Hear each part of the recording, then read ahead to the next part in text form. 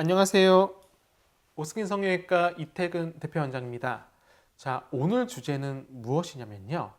내가 눈 밑에 고민이 있는데 이거를 수술로서 해결할 수 있을까? 시술로서 해결할 수 있을까? 이겁니다.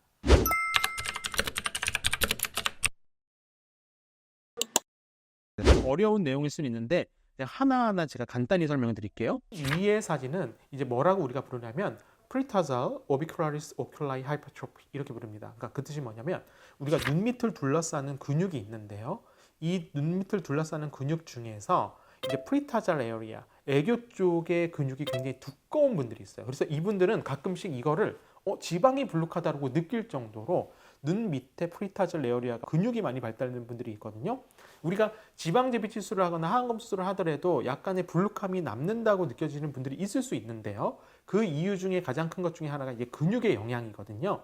근데 이제 프리타잘 쪽에 오비큘라리스 오큘라이 머슬이 하이퍼트로피가 이렇게 돼 있는 분들은 이 고랑 자체가 상대적으로 조금 깊습니다. 그러면 이 고랑을 필러나 이런 거로 채워주는 게 좋냐? 물론 컨트라인디케이션, 그러니까 필러를 부정하는 건 아니에요.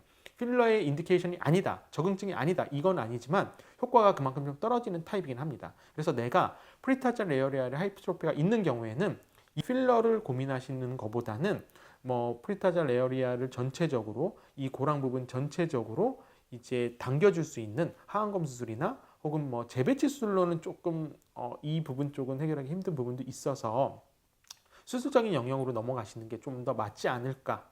저는 그렇게 생각하고 실제로 논문상에서도 그렇고 우리가 교과상에서도 컨트라인디케이션은 아니나 그렇게 HA 필러가 그렇게 효과적이진 않다. 이렇게 표현을 하고 있어요. 그러니까 첫 번째 타입은 눈 밑에 애교 근육 아래쪽에 있는 우리가 오비큘라리스 오큘라이라고 하는 눈을 둘러싸는 근육이 불룩하게 많이 발달이 되신 분들.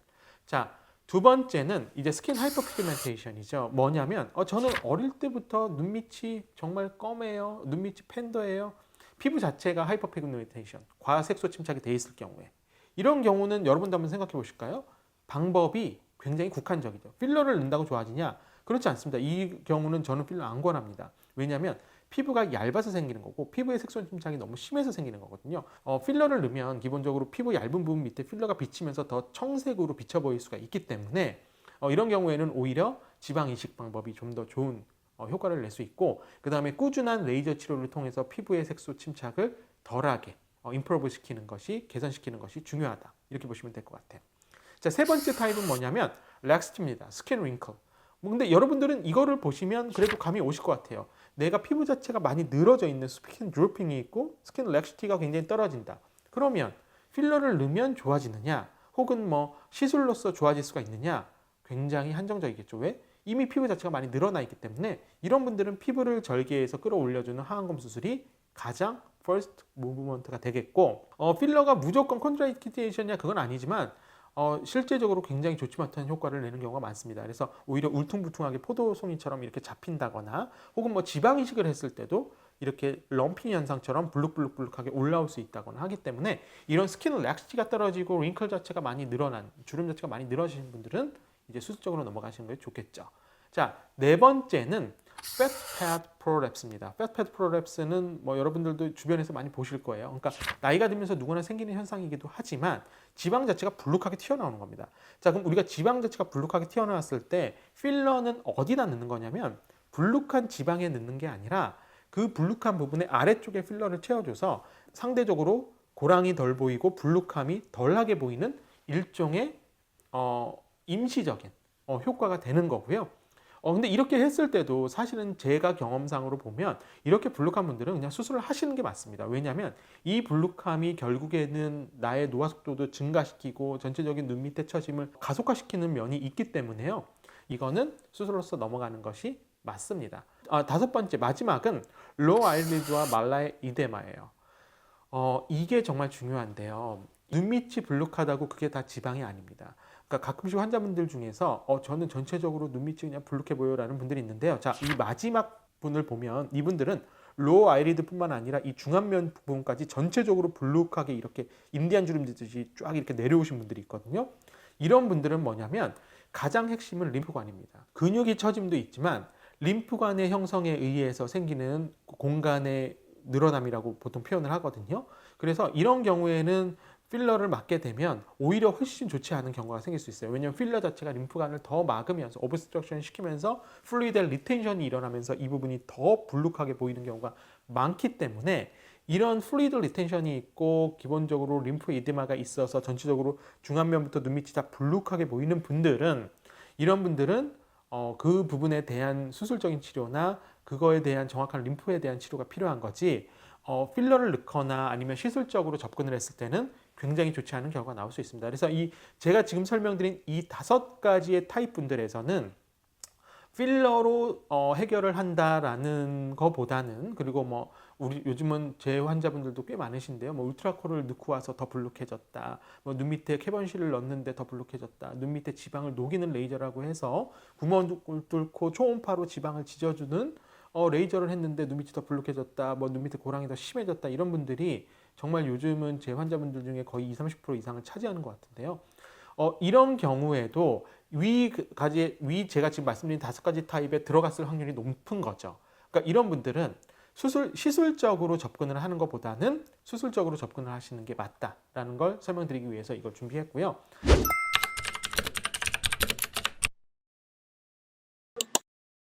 자, 그러면 어떤 분들이 필러나 혹은 뭐 우리가 콜라겐 시술이나 이런 것들을 했을 때 도움이 되는 거냐라는 거잖아요. 필러를 하기 가장 좋은 거는 일단 4가지를 저는 봅니다. 자, 이 그림을 보면서 볼까요?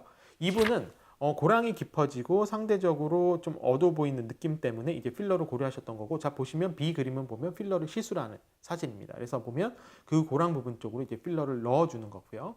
자, C가 이제 필러를 넣은 후의 사진인데요. 보시면 약간 불룩한 느낌은 뭐 그렇게 많이 개선됐다라고 표현하기는 애매하지만 그래도 고랑이 깊어 보이면서 전체적으로 좀 이렇게 퀭한 느낌은 훨씬 좀 개선이 된 모습을 볼 수 있죠. 자, 그러면 이런 분들은 어떤 분들이냐라는 거잖아요. 내가 이 분들에 해당되냐 이 사항이잖아요. 일단 4가지를 보셔야 돼요. 자, 첫 번째는 스킨의 퀄리티죠. 그러니까 피부의 탄력이 좋으신 분들은 시술을 받기 좋은 겁니다. 왜? 피부의 탄력에 의해서 아래쪽에서 어떠한 작업을 해주면 그걸 다 받아주거든요. 그래서 제가 아까 말씀드렸지만 필러 인디케이션 중에 40세 이하 이거는 이제 영 에이지는 스킨의 퀄리티 때문에 그런 거예요. 자, 이제 2번째는 뭐냐면 definition of the hollow. 그러니까 이 고랑이 얼마나 깊냐라는 거죠. 근데 이 고랑이 너무 깊거나 아니면 인대 자체가 태생적으로 굉장히 타이트한 분들은 이건 사실 필러가 굉장히 좋은 방법은 아닙니다. 오히려 더 고랑이 깊어 보일 수 있거든요. 어느 정도 슬라이트한, 그러니까 이 고랑이 그렇게 깊지는 않지만 상대적으로 필러를 넣을 정도의 효과가 될 수 있는 얕은 고랑이라면 필러를 추천을 드릴 수 있다 보시면 되고요. 3번째, 오비탈 팻패드예요. 눈 밑에 지방이 약간 불룩해 보이면서 고랑은 더 깊어 보이잖아요. 근데 이 불룩함이 상대적으로 좀 깊은, 그러니까 좀 큰 경우에는 필러로서 해결하기는 힘들죠. 왜? 그만큼 이 팻패드를 받쳐줘야 되는데 그 받쳐줄 수 있는 구조가 안 되거든요. 그래서 오피탈 팻패드의 정도가 좀 심하게 불룩하다면 그거는 필러의 정증이 아니고 어느 정도의 약한 팻패드의 정도라면 가능하다. 자, 마지막은 컬러 오브 더 오브라잉 스킨이에요. 그러니까 피부를 둘러싸는, 그러니까 피부 아래쪽의 조직이 결국에는 우리가 다크서클을 만드는, 그러니까 왜냐면 피부가 얇아서 비치는 근육의 색깔이거든요. 그런데 이 피부가 만약에 필러가 이 쉐도잉, 그러니까 필러라는 것도 들어가서 색깔을 개선시키는 게 아닙니다, 여러분. 다크가 있으니까 필러를 넣으면 되나요? 그게 아니라 필러를 넣는 이유나 수술을 하는 이유 중에 가장 큰 것은 모양의 변화인 거죠. 그래서 피부 자체가 얇고 피부에 스킨 피그멘테이션이 많으신 분들은 사실 필러를 넣으면 아무런 효과가 없겠죠. 그래서 다크를 없애는 게 필러를 넣는 거다. 그게 아니라 필러를 넣어줘서 우리가 다크를 개선시켜 준다고 하는 건, 다크라는 건 색깔과 모양적인 면이 있다면 그 모양적인 면을 맞춰주기 위해서 필러를 넣는 겁니다. 근데 이 필러를 넣을 때도 예를 들어서 스킨 피그멘테이션, 스킨의 피부에 그 과도 색소 침착이나 이렇게 있을 경우, 혹은 피부가 너무 얇을 경우, 이럴 때는 필러가 비쳐 보인다거나 혹은 모양이 더 울퉁불퉁하게 변할 수 있기 때문에 이런 분들은 피부가 얇고 과색소 침착이 있는 경우에는 필러를 잘 권하지는 않는 거고요. 그렇지 않다, 어느 정도 인텍티브한 스킨이다라고 하면 필러를 권할 수 있는 거죠. 그래서 요 4가지를 잘 파악하셔야 됩니다.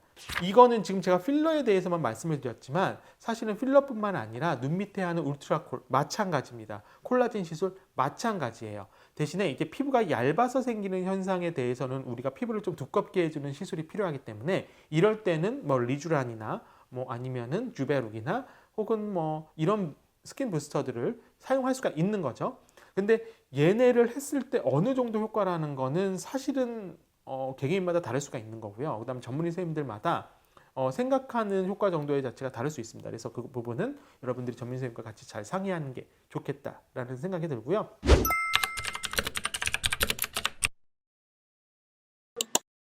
우리가 이제 그러면 사진을 보면서 마지막으로 정리를 해보죠.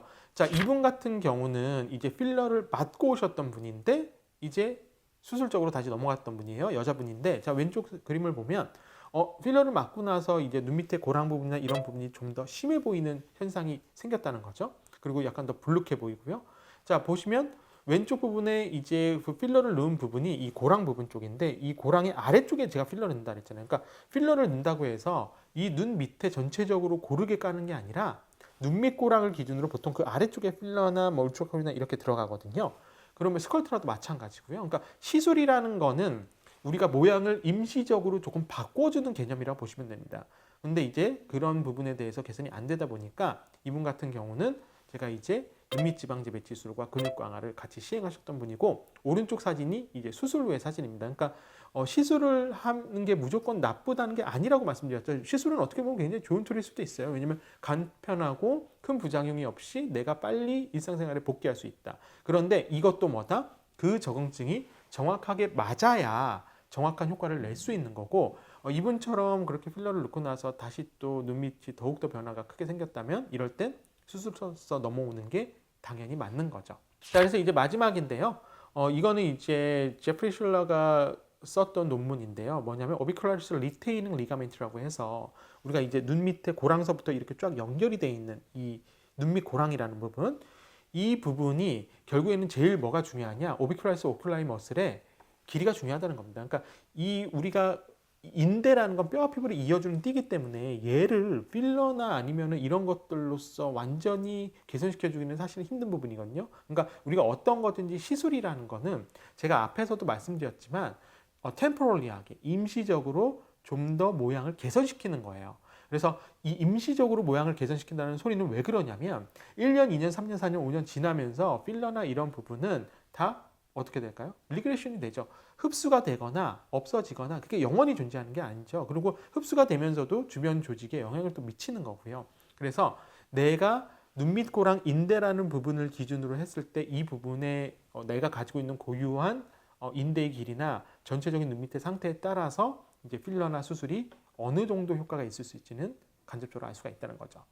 자, 마지막 사진은 이분인데요. 이분은 이제 남자분이신데 왼쪽을 보시면 이분은 이제 울트라콜을 맞으셨던 분입니다. 나이가 좀 있으신 분이죠. 근데 이제 울트라콜을 맞고 이제 필러를 맞았는데 상대적으로 고랑은 더 깊어 보이고 눈밑이 더 불룩해 보이는 느낌이 있었다는 거죠.